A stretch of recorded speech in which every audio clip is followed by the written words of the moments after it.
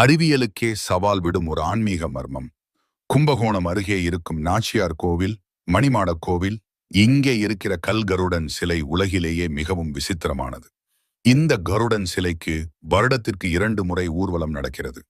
அந்த ஊர்வலத்தில் சந்நிதியிலிருந்து சிலையை எடுக்கும்போது வெறும் 4 பேர் மட்டுமே தூக்குவார்கள். ஆனால் சந்நிதியை விட்டு சில அடிகள் வெளியே வந்தவுடன் சிலையின் எடை தானாகவே அதிகரிக்க ஆரம்பிக்கிறது. 4 பேர் தூக்கிய சிலை 8 பேரை தேவைப்படுத்தும். 8 பேர் தூக்கிய சிலை 10 பேர் தேவைப்படும், 16 பேரை தேவைப்படுத்தும். இப்படியே படிப்படியாக தூக்கும் மனிதர்கள் எண்ணிக்கை அதிகரிக்கிறது. ராஜகோபுரம் வழியாக தெருவுக்கு வரும்போது சுமார் 128 பேர் சேர்ந்தால்தான் அந்த சிலையை தூக்க முடியும்.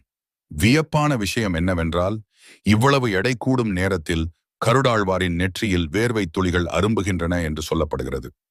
ஊர்வலம் முடிந்து மீண்டும் கோவிலுக்குள் செல்லும்போது சிலையின் எடை படிப்படியாக குறைய ஆரம்பிக்கிறது.